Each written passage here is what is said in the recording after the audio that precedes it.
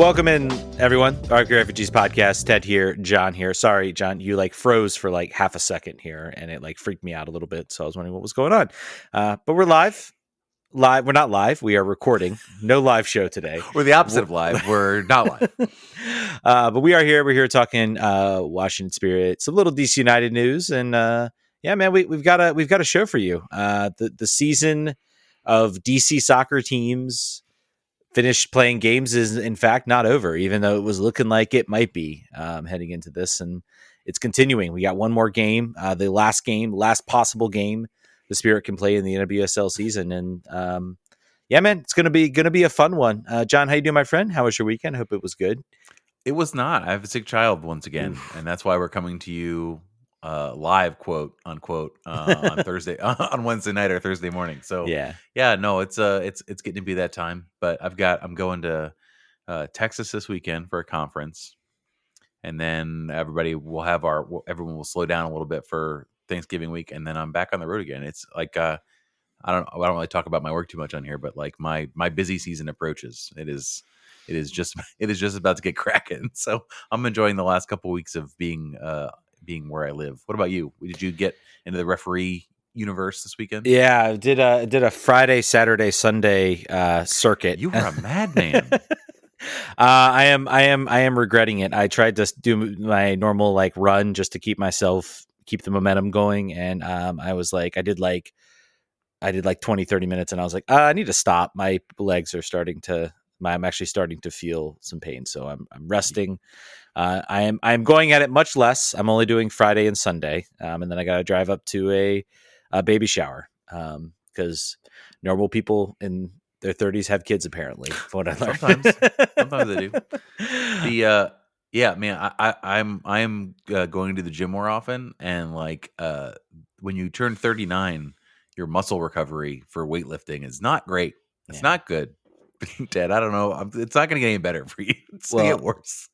I've learned I need some new shoes that might have a little more support because the ones I have are getting a little old. And when you're running, and this tournament was entirely on turf fields, and I never got why people complained about turf fields. And then I turned 30, and it was like, oh, this is awful. This feels terrible. So I think our show should really lean into the fact that we're getting older. I think that our listening demo is all pretty much our age anyway, so we should just lean into it, I think. Well, by the way, we should mention, John, if you have a career change, DC United's hiring a scouting manager. I saw that. I saw the salary, and I'm not interested. But 70 to 90K. Geez, that would be fine if it was a scout, but it appears to be the scout of scouts. It's the decision maker, the buck stopping right before going to the GM. I feel like for a team that I assume the revenue is a little bit higher than that, they would want. I hope someone takes it. Someone great takes it. Mm-hmm. I mean, obviously, jobs in sports are they're basically, you're working mostly for the love of the game for almost every position that isn't on the field. So, but yeah, they are. I saw that posting on the internets. I wonder if is that Sean Howe's replacement? Was he was the director of scouting? This is the scouting manager, I believe. Yeah, I don't know. This is the job description. Since we're getting into this, and we are going to open with some DC United news if I could find it. I just had it pop up on my. It's on our Blue Sky. I believe James Lambert was talking about it on Blue Sky. By the way, we divided and conquered between Threads and Blue Sky. I wanted to make sure we were on different. Ted picked the right one. Blue Sky is extremely ascendant, and Threads is already clapped. We post on both of those. I just found an app that lets post on both of them at once. I'm going to be doing that from now on because it is the Blue Sky party from now on. Here is the job description, by the way. Duties and responsibilities: implement and manage recruitment strategy aligned with the club's sporting directives, focusing on both immediate and future needs. Seems important. Coordinate with relevant departments to create a streamlined recruitment plan. Contribute to the maintenance of comprehensive database of prospective players. Lead and oversee the recommendation of player acquisitions. Develop. This is the one that seemed like the important line. Be the final arbiter of who we should pursue. Develop and maintain adhere to the scouting department budget. Hopefully, it is a robust budget. Submit your receipts for your car rentals and whatnot to this budget line item. Evaluate the recruitment process, strategic decision making of the department. Develop and maintain familiarity with MLS and MLS Next Pro roster rules and how they influence recruitment decisions. Isn't that interesting? Serve as a point of contact for scouting related communications, coordinate with agents, clubs, representatives, and internal stakeholders. Talk to podcasts. Yeah. Talk to podcasts. Support the domestic player acquisition strategy, trades, expansion draft, free entry draft, free agency, allocation, ranking. Allocation's not even a thing anymore, right? They got rid of that, didn't they? I think that's no more now. That's done. Like, that's been done away with. So that tells me that the MLS Next Pro thing that seems like a nugget was just a copy paste from some other position, possibly another job. Super draft and waiver draft is the last thing. Willingness to travel, ability to speak Spanish is preferred but not required. Proficiency with Microsoft Office is also listed here. Listen, we're a Teams team. We use Teams exclusively. Well, do they use Teams, or there should be an Apple house, shouldn't they? Shouldn't they be using whatever Apple is? Anyway, I don't think Apple has maybe a Slack. I love that this show is already unhinged and off the rolls as far as like staying on topic. I love it. We're 7 minutes in. We're talking about. Do you think DC United uses Teams or maybe Slack? What do you think they use? I don't know. If you're a DC United employee and you listen, please send us a DM and tell us what you guys use to communicate in our office. We've got some content. Anyway, let's close out with some DC United news. We do actually have some relevant DC United news and relevant DC United acquisition news. They have signed former Tampa Bay Rowdies goalkeeper, so dipping right back into that Tampa Bay network. Apparently, we've developed Jordan Farr from Tampa Bay. They have announced the signing. I believe it was official today. From what all accounts, 30 years old, so not certainly on the young side. Designed, I think, to be a low risk, high reward type of player, potentially, it seems like. DC needs goalkeepers, and they got a goalkeeper, so they no longer have 0 goalkeepers on the roster. Tampa Bay was sad to see him go, it sounds like, from fan accounts. I mean, he was their starter. He started, I think, 20 games this year. Mm-hmm. He made 34 starts, 92 save, ranked 6th in USL with 11 clean sheets. Mm-hmm. Got to the Eastern Conference semifinals. Cool. I mean, that's great. I think Connor Antley exceeded expectations before he got injured. Mm-hmm. So I like. There's been conversation, I think, in different DC United fan places about like how, knowing that we have a complete blank slate in the goalkeeper perspective, what are you do? Like, how do you allocate budget percentage to this position? And it seems like, there are some other names we'll talk about in a second, but it's according to Steve Goff, center back and goalkeeper are the priorities right now in acquisition. And I don't think they're talking about him. I don't think they're like, all right, well, Jordan Farr we're done. The starter. No more shopping. We're good. We're locking him in. Steve Goff also said that DC United kicked the tires on Jimmy Maurer and Tim Melia.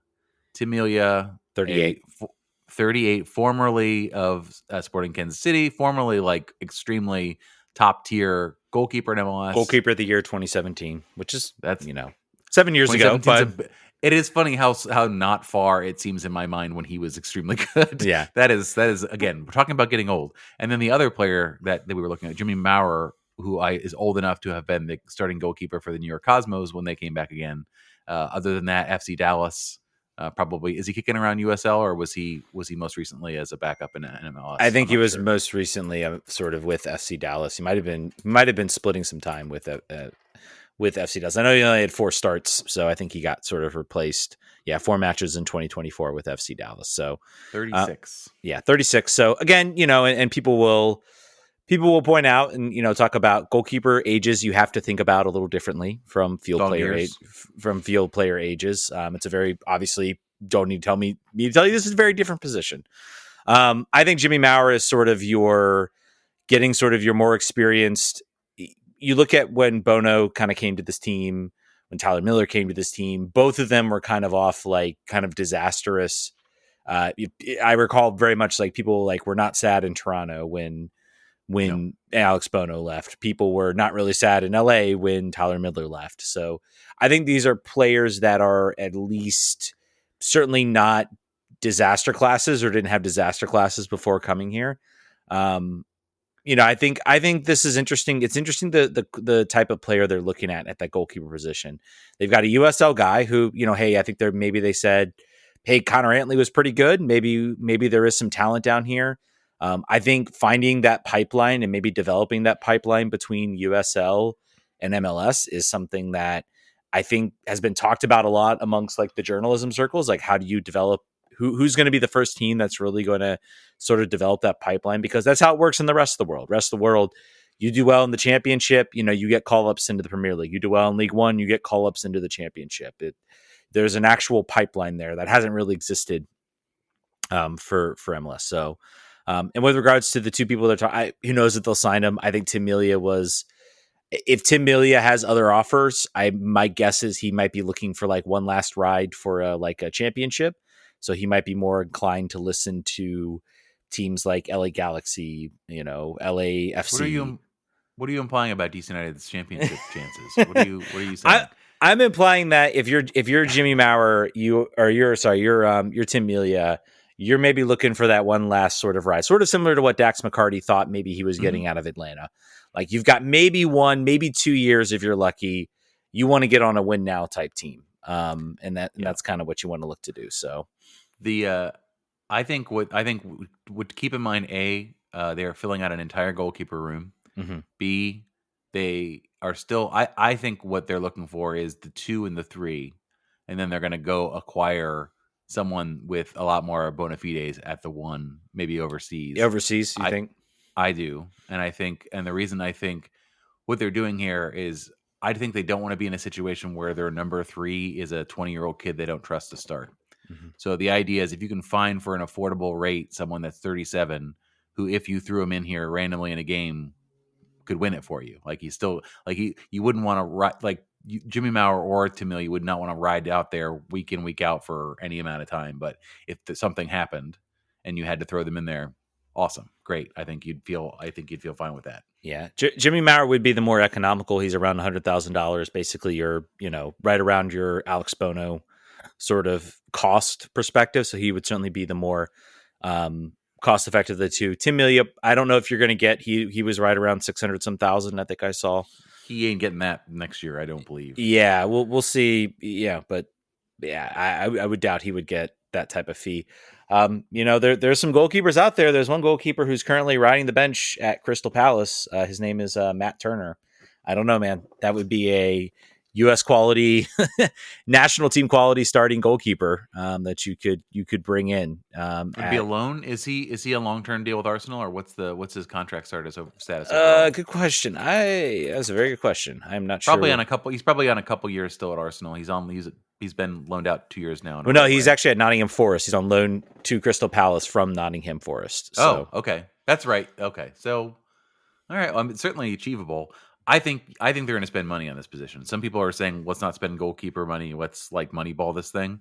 I think they did that last year. They basically moneyballed the position last year with 2 goalkeepers who were not in the top tier and were sort of available, and they got poor goalkeeper metrics, or at least were not satisfied with the goalkeeper. I think they're going to want to spend. I think they're going to want to have a proven winner or someone that has some really high upside, and someone with some leadership and ability to command respect in the back line. So that's what I think. A lot of GMs will tell you, like, if you want to build a winner, the first thing you need to do is get a high quality goalkeeper that can go out and win you matches. Not just be solid, not just make the occasional save, maybe get the occasional clean sheet. A player that can actually be a difference maker. Think Bill Hamid. Think about some of those teams for DC United in 2014, 2015, even 2016. Bill Hamid kept DC in matches when they had no right to be, and allowed them to pick up points and that's what that's what an elite goalkeeper can do. I don't know. Again, the way the roster breaks down, and I wrote this. Please check out my Patreon piece. I need to update it. I had missed. I think I have an incorrect information on the amount of international slots. The team will have 3 international slots. They have 2 players that are going away: Pedro Santos and actually, it's Dahome and Rodriguez. I believe Pedro Santos was not an international. So those 2 are going away, and then they are getting, of course, the spot they traded to acquire Christopher McVeigh from Inter Miami. So they'll have 3 international slots. They again also have 2 potential off-budget players they could sign, either 2 U22 players or 1 U22 player if they keep Patola on the young designated player spot, or another designated player and a U22 if they buy down Patola, which I project they will. That's my outcome that I want. Yeah, that's the outcome everybody wants. I don't know. What I don't know is what I'm curious about is, will that be in the summer? Will that be in the winter? All sort of the things to see. I think they're looking like you, they're looking to solidify that back line. I think then in the summer, you have your pick of options where you can maybe go out and get that sort of game-changing attacking piece. And who knows what's going to happen with Click's contract, who I believe, by the way, was playing in some secret tournament or something and won it. With Travis Scott secret soccer tournament. So he is the most hype beast player we've ever had. He is like, if Supreme was a soccer player, it would be Mateus Click. And good for him. He had having a lot of. I think he's out in Utah in those the sands, the underground caves that are like red, and I forget what they're called. I'm dumb for not knowing it, but there's like a cool place in Utah that people go. Anyway, living life. So living life as he should. The other, I'm trying to think as far as DC United before it's not great. If you're a Spirit fan listening to this and are like, I cannot believe they're talking so much about DC United when the Spirit are going to the championship on Saturday. A, we hear you, but B, we also know the rest of our listenership, and actually they're very excited to hear about these goalkeepers, so we're doing both. But as far as the last DC United news before we get into the Spirit game, and it's not really DC United news, it's somewhat tangential. We had a Ravel Morrison sighting. Ravel Morrison, you will remember, paid a lot of money by Wayne Rooney. Wayne Rooney said he would be one of the best players in MLS when he signed him. Then he was paid to go away. And was like going back to England to practice and be on Instagram Live. Now is in the UAE second division, not playing, and just got called up for Jamaica. And I think in the light of the lost passport situation for the 2 players that they had, I think that's probably why he got called in. But he's still out there, still alive. Still doing this thing. Let's be clear. Ravel Morrison also he taught me something about how MLS works, in that you can literally just decide, we'll continue paying you. We'll pay out the rest of your contract. We're just not going to register you. And we're not even going to buy you out. You're just going to be here.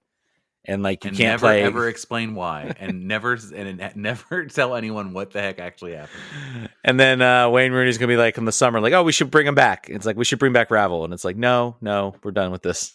He's gone. We lost his number. I'm surprised he's not a Plymouth Argyle with Wayne, to be honest with you. Yeah. Fool me thrice. Shame on me, I suppose, for Wayne. All right, let's get into the winning team. The team the successful cardiac team. Kids of the Washington Spirit. Of course, of the two playoff home games, I did not go to the Saturday's game, which has already now been described as an instant classic, an NWSL legend game. But I couldn't go. But yeah, they're playing for a championship this weekend, on Saturday night in Kansas City against Orlando. Against Orlando. The tickets, the ticket resale hopped up very quickly when Kansas City did not make the game. You can get a ticket for a lot cheaper than when Kansas City thought they were going to be in it. But yeah, it's what a game. An absolute. First of all, let's talk about and let's talk about. I mean, the crowd that was at Audi Field, another sellout. It was loud. It was eventful. It is incredible to me how much in popularity this team seems to have broken through, where other markets you could argue, and I'm going to use Orlando. I was almost shocked when I watched a little bit of the Orlando KC game, and 14,000 fans, which isn't, not like there was 2,000 fans in the stands. I mean, there was 14 of the 25,000 seat stadium, but that game, if Audi Field was 25,000 fans, they would have had 25,000 fans in that stadium. Mm-hmm. I have no doubt about it. And it really underscores, I think, the market in general, about how great of a soccer market this is. I hope to Jason Levian was at that game. And I'm not going to bring this back to DC, but we talk about how miserable things have been for DC, and to have a team like the Spirit who are playing well, have an owner that's invested, an owner who just donated another $30 million to the USSF, just dropped it. Money falling out of her pockets. Apparently now a billionaire, which was maybe not known. So there's some deep pockets there. The investment she's put into the team to making this an elite team, I think has turned this. I think, as honestly, it's why this team is sitting here right now, despite all the injuries, despite crucial injuries to players like Croy Bethune, Andy Sullivan. This team has managed to will themselves into another final when they weren't really given a lot of chance to. Many people thought without Croy Bethune, without Andy Sullivan, this team was going to fold, and I think they've got the coach involved who's shown an ability to rework this team, who I believe I was talking on the broadcast was like, I don't care about injuries. Like, we're not going to talk about that. We're not going to be negative. We have the players here to do this, and we're going to get it done. And they did. Yeah. Just to draw a line under the difference in how popular they are now. I saw someone post that in the last home playoff game in 2019, I believe it was, there were 6,000 fans at Audi Field at a playoff game, and now they are selling standing room only tickets. And like you said, if there were any more seats, they'd have sold them. The fan base is it is an exciting time to be a Spirit fan. I think it's also an exciting time to be a Spirit ticket rep. Probably, I think for season tickets, trying to sell season tickets, this is certainly a good time for that. This is I think they led the Washington Post coverage. I tried to get access to one of the players last week, and there was one time frame that worked for them, and then all Thursday and Friday, all of the players had commitments across the league, just like jam packed, and it's great to see. Like, it is really cool to see everything take off. It is cool to see the bylines of folks who were there at the game for the semifinal. But I think we're now a little bit too far from the game to walk through it like we would normally do it. Now that we're a couple days out, I think probably just worth talking about some of the best performances and maybe some of the flashpoints. Yeah. Tara McKeown, again, I call out to her. I believe she draws the free kick that gets the tying goal. She does. She does lose the goal that the Gotham score. She was named, I believe, to the second best 11.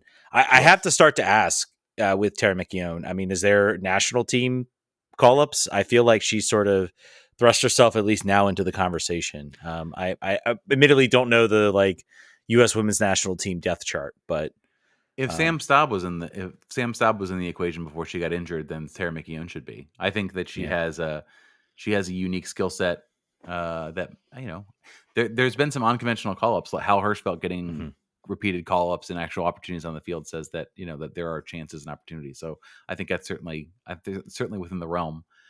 We could talk about Trinity Rodman getting in a in a bit of a scrap with her former teammate Emily Sonnet. So Trinity drew second yellow in what minute was that? That was 101st. Yeah, 101st. So Brunina got her second. Was it a straight? No, it was a straight red. No, it was second yellow. It's second yellow. I thought second so. Mob's wrong. I was like, did I misremember that? But she basically stood up and sort of mimicked, showed a card in her face, waiting for the ref to.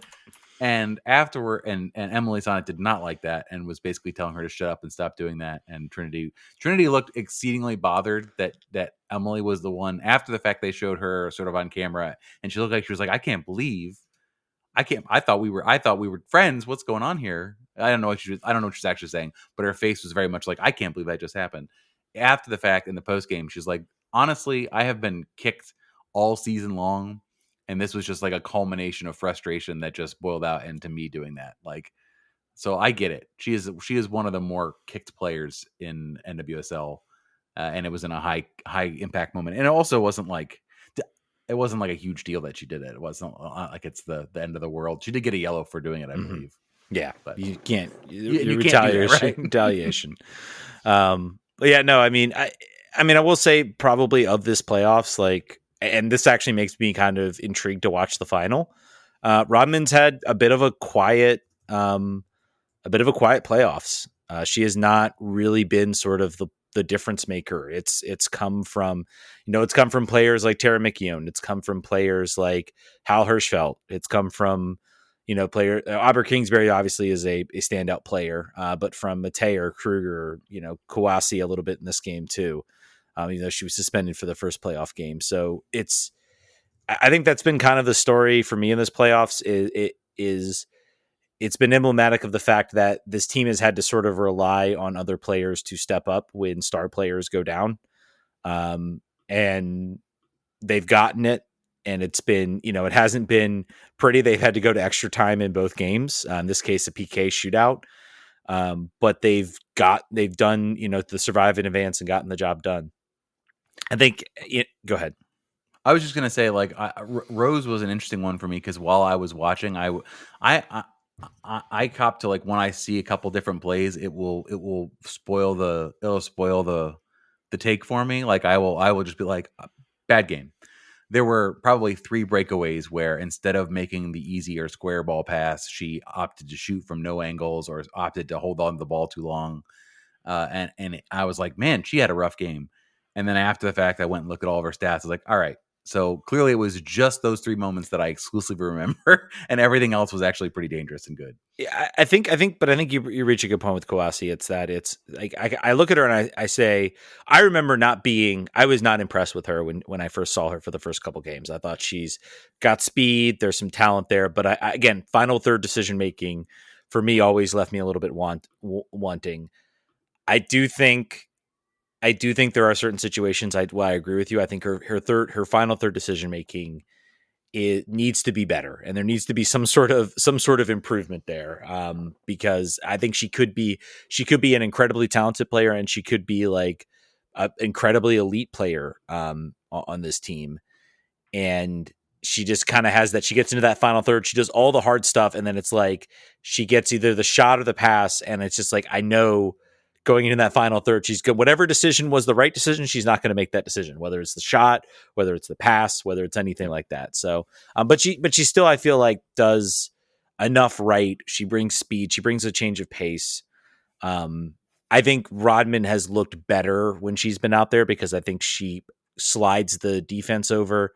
I thought it was interesting this game. I do recall a situation, and I don't know if I necessarily agreed with it from Jonah, because he switched Kawasi and Rodman, and maybe that was to open up Rodman a little bit. Maybe they thought there was more on that left side, but I think it didn't really work. I think it kind of muted both players a little bit, and they didn't really get the desired impact that maybe they were looking for. Trinity is one of the most moved players, I think, on really any team I've ever seen. As far as, like, they will move her into 3 different spots on the front 3 to whatever they can think they can free her up to run a little bit more. And it just wasn't. I mean, Gotham is good. You're in the semis, right? Gotham is a very good club. And I remember as I was watching the game, I was like, man, the difference between this game and Bay FC, as far as the danger that New York presents, the press that New York has, and how Spirit at times struggled to deal with it. The attacking, the players on the field, just like the weapons they had. It was a 2-woman show with Bay FC, and they were great. But Gotham had a lot more potential dangerous players. So, yeah, I mean, I think the thing you want to talk about obviously the most is in the shootout.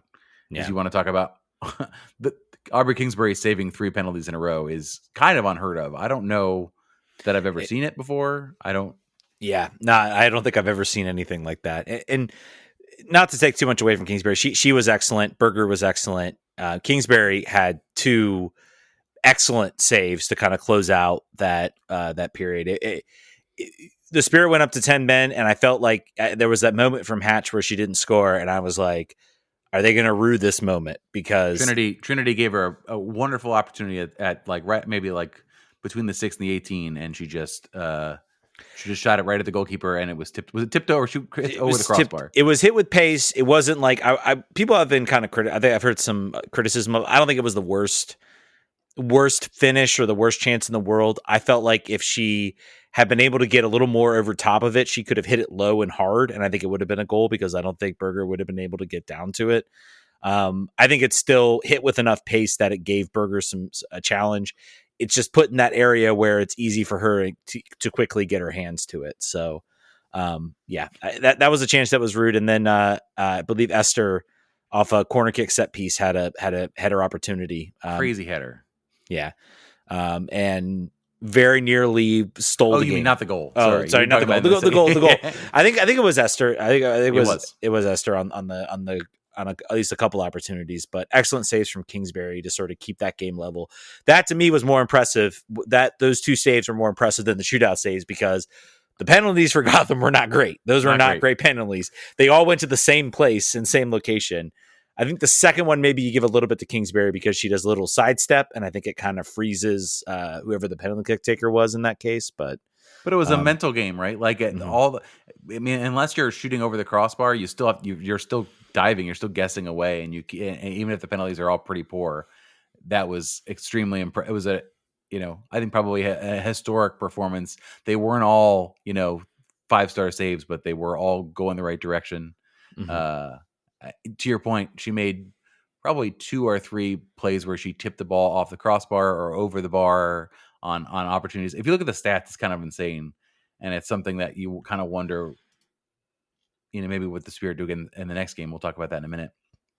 They had 27 shots in 120 minutes. They had 10 of them on target. So it's a volume shooting opportunity. The press do not feel bad about taking shots from low percentage places on the field, from outside the 18. They're just like, just get it on. You never know what's going to happen. Maybe a rebound. You never know, something can score through. That is clearly the strategy is not to. They're not arsenaling it. They're not trying to get the perfect opportunity. They are. They're going from all angles. And I think you have all those front three. And I think particularly more in the playoffs.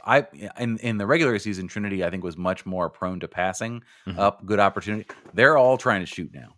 No one's being unselfish, I would say, in the attacking side of the field for the Spirit, and they're all getting their reps in. Yeah, it'll be interesting to see if they adjust that mindset. Lacey Santos, I should mention, also getting the start, going 79 minutes, I think, before she kind of ran out of gas. I thought an improved performance from her. I think she's starting to find her legs a little bit, which has been good. She had probably the best chance for the Spirit in the first half. A really nice save from Berger in that opportunity. I think that was a pass too that came from Trinity over to her. So she's finding the attack. I think that was a smart call. I think it allowed the Spirit to sort of stay on the front foot, and I think Steinbuch and Hirschfeld made a pretty good pairing, sort of in that center midfield. Obviously, Hal Hirschfeld gets the goal. Incredible rise for her. You talked about the national team. She is, I think, and this is something I didn't know, I think she's the first player in several years to make the women's national team while having 0 youth national team appearances. So this is a player that was not even on the radar of like the youth program for the US, and then manages to get into that national team. So this is why Michelle Kang gave $30 million to US Soccer. This was just like, oh, wait a second. Maybe their talent ID needs some work. Yeah. Well, hey, I think certainly to say that Hal Hirschfeld has deserved it. Anything else you want to break down from this game? I think to your point before about starting Santos had them on the front foot. When I saw this lineup, I was like, oh, they're going at it. They've got Paige in. Paige is the runner on the right back. Rose obviously slotting back in this was very much like we're going track meet. We're gonna get our shots in, and it played out that way. The Gotham defense and press gave them challenges throughout. But I think that was I like seeing that. I like in a playoff game that gives me hope for the final not being some cagey garbage stuff. It seems I would assume we're going to see multiple goals here. This is not going to be a 1-0. I can't imagine this being like a 1-0 finish. Just very unlikely. Yeah, it's gonna be a fun match. It's a both teams to score situation if you're betting at home, is what I'm trying to say. Yeah, and I mean, not to say that the Spirit I think they still did a decent job limiting the obviously they give up the goal to Esther. I don't know if we really talked a little bit about that. I think the one weak spot for this team that they need to figure out, and I hope I think I hinted in my blue sky. It's been a weird situation. You've had Tara McKeown, who's been the Iron Woman, and then you've had sort of a revolving door elsewhere in the center back between Esme Morgan and Butel. And I feel like my hope is that next season there's a more consistent center back pairing, because I feel like some of these breakdowns just come from a lack of communication. It's like a lack of understanding of knowing who to mark. I think on the mistake too, they let Ryan sort of drift into the box and sort of have that free cross. Esther, hits an incredible header. She's able to sort of turn her body enough to give it enough of an angle to sort of just sneak that ball past Aubrey Kingsbury. But it's something I hope happens. I think Tara McKeown's been great. I think with Esme Morgan and Butel, we've seen maybe a little bit more of a mixed bag. So I'll be curious to see who starts the final. Esme was 1 for 7 in ground duels in that whole game. Not great, Bob. I think 5 for 12 on her passing out of the back of the long balls. It's entirely, but you could see Butel if they're thinking a final here. It's a question about, they have traditionally given Morgan the assignments when speed is at play, and then maybe when it's about power or about strength, they've gone the Butel route. So I'm not sure which way they're going to go here against Orlando. It's certainly up in the air. I think someone did some work about Butel. Maybe I got to check, but one of the other Spirit writers said that Butel may be a secret weapon for this game. So I don't know what they've got going on, but not Esme's best performance probably. Well, talk about a secret weapon. Also, I want to mention McKenna Morris, who gets the assist on the Hirschfeld goal. We talked a lot about the crossing. I'd be curious to know, you brought up the crossing accuracy last time. I felt a similar vibe from this game about just maybe a lack of accuracy. It will have been better, let's see. Let's find out for sure here. Accurate cross is 28%. So they had better than last time, but still not very good. For the record, Gotham had 7 accurate crosses, but 47%. We were just doing more of everything than Gotham was. Mm-hmm. Whatever it was, we did more of it. Yeah, except for missed penalties. But you talk about, I think it was also on the broadcast they were saying, the set piece delivery hasn't been good. McKenna Morris subs in 67th minute, is the one who plays that cross right to Hal Hirschfeld for the goal. So they weren't wrong though. Heather Stainbrook had two corners that did not. She just kicked it over the goal from either side. It was like, Jonah, tell this she cannot take anymore. We're done. We're gonna give it to somebody else. Who's next on the depth chart? Because it's not her.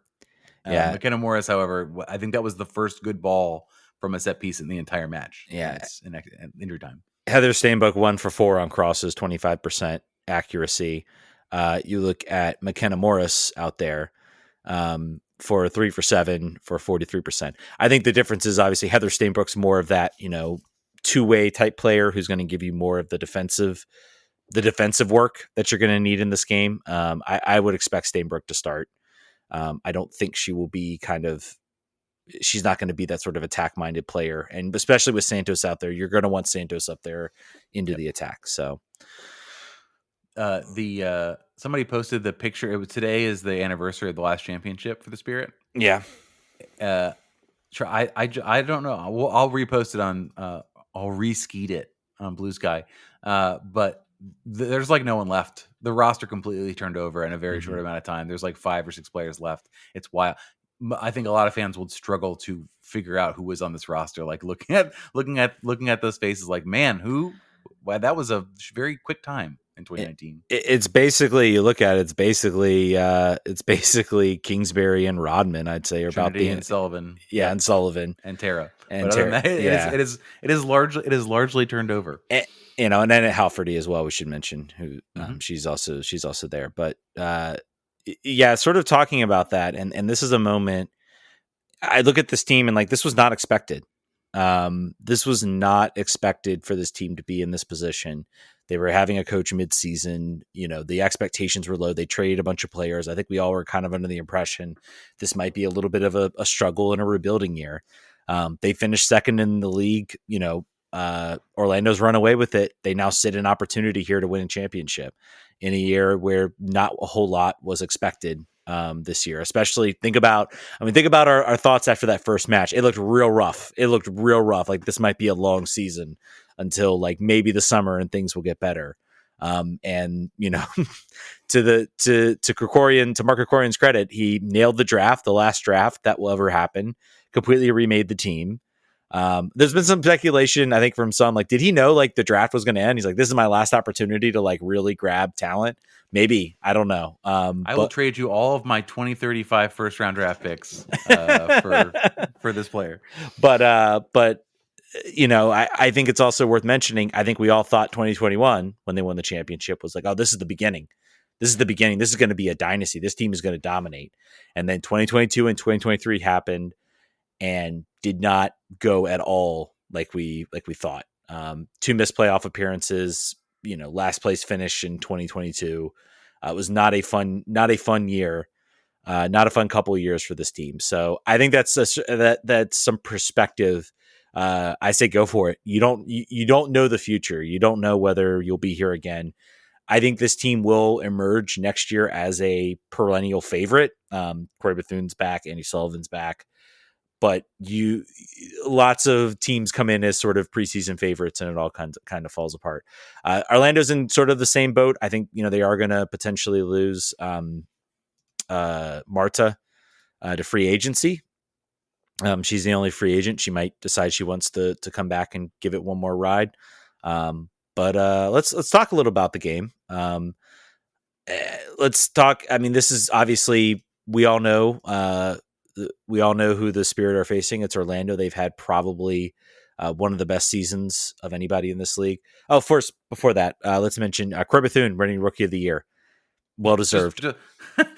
Only in a show in which we were talking about the team going to the championship, but that not. I think we did. I think it kind of slipped in out because it was kind of expected. Even though she played half of a season, all of the media, every time that it got talked about, they were like, "Oh yeah, she's going to win this."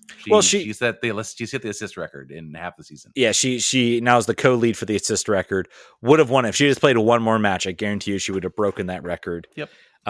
Just an incredible season for her as a rookie, and I will be so excited next season to watch her play. I think that's going to be a big thing. It's going to be a fun thing to watch for her next year. It's a shame she can't be on that field and she can't be in that championship game because of what she sort of meant to this team, sort of in that summer run. It's why they're sitting. It's why they got the home field advantage. It's why they're sitting here in second place. So, but yeah, Washington, Orlando. This is obviously, I think we've talked about it last time these two teams faced, the game did not go very well, but again, that was also, that was a weird game. I think there were some injuries. Players were rested. They were really just trying, these will not be the same teams that you will see, facing up against each other. I've seen multiple projections that saying that the Spirit are favored, like due to statistical analysis. But I would put them as an underdog in this game, regardless of how the results have gone in the regular season. It is a different story. This Pride team has been a steamroller all season long. It's very cool to see the number 1 seed make it to the championship. And in my mind, the Spirit have done magic getting here. Both of these playoff games, even though they should have probably walked BFC better based on just the talent differential, even with the injuries, I think they pull a rabbit out of their hat twice. We talked about before, like how many players are down. We didn't even talk about Ule Sar, who has had a back injury and has missed the entire 2 months of the season. It still isn't ruled out. She could drop jump like Sting from the rafters onto the bench for this match. Who knows? But I feel like if they didn't win, it's still an amazingly successful season. They're in a position where they've got nothing to lose. House money, man. Yeah, house money. Just give it your best shot. Don't play the way you've been playing all year. Don't don't. I mean, they don't have the roster to like come out and shell. Mm-hmm. They don't. That's not really the way they're built. Not the coach's philosophy. Not the roster they've got. Not with the injuries they have. But I think it'll be a really great final for a neutral. I think Spirit fans should go in and say, I'm so happy we're here. I wouldn't have thought after the Andy Sullivan injury, for instance, I was extremely pessimistic on their outlook for the rest of the year. I said, that's it. We don't have depth in that position, and teams are just going to walk over us in the midfield, because at that point, Hal Hirschfeld was having a little bit of a dip in form. But here they are. They've got it all to do on Saturday. If they pull it out, they're the story of the story of the season. They're the Cinderella. It's amazing. It's a great outcome. If they don't, like you said, next year is the year where they should be looked at like Orlando or Kansas City, where they're just running tape to tape with depth everywhere.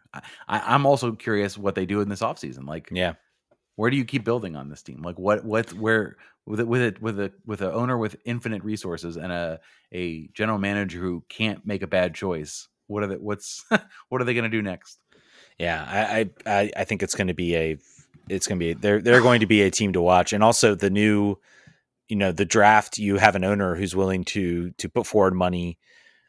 That she feels very highly. They're going to be a desirable place, even with the fact that a player might look at it and say, I might have a better opportunity of playing for the Chicago Red Stars, but I know I'm going to be treated right here in Washington, and I know I will be given opportunities. So it'll certainly be fun to watch. Players obviously to watch for Orlando. Barbara Banda, probably one of their best players. Marta, we all saw the ridiculous goal she scored. I will say with Marta, like her especially, I think I posted this video, just the fact that she even exists as sort of a top level player in Brazil, considering all the challenges, is unbelievable. And there's still a lot that goes on in Brazil. Like they should be a world power when it comes to that, and they just do not put the investment.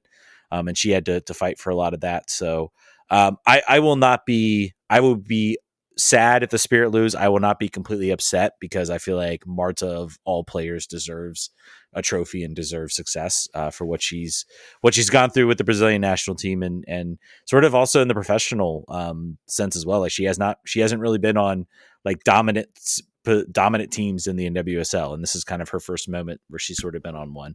I think that might be a problem for the Spirit. They might be going up a little bit against fate. But we'll see. It's a fun match. It's one match. Anything can happen. I think we're in for a fun one. There's going to be a lot of, if you want like, the full championship type atmosphere. This game's on CBS, I believe, right? Big CBS. I believe that's the case. I was looking, Stephen Goff posted all this. Yeah. Details. 90 minutes. It's only on NWSL Plus, actually. It's on CBS or Paramount Plus. 90-minute pregame show that starts at 6:30 p.m. Eastern time on CBS Sports Golazo. CBS and Paramount pick up at 8:30, and then the match is listed for an 8 p.m. start. Kickoff at 8:14. Trophy presentation, and then post game on CBS Sports Network. I'm guessing. Or sorry, no, CBS Golazo Network will have post game. So CBS is like, that is like the type of what you want out of a network promoting it. MLS never got that out of a cable network. No, not at all. None of that stuff. Not at all. Well, yeah, also 30-minute pregame.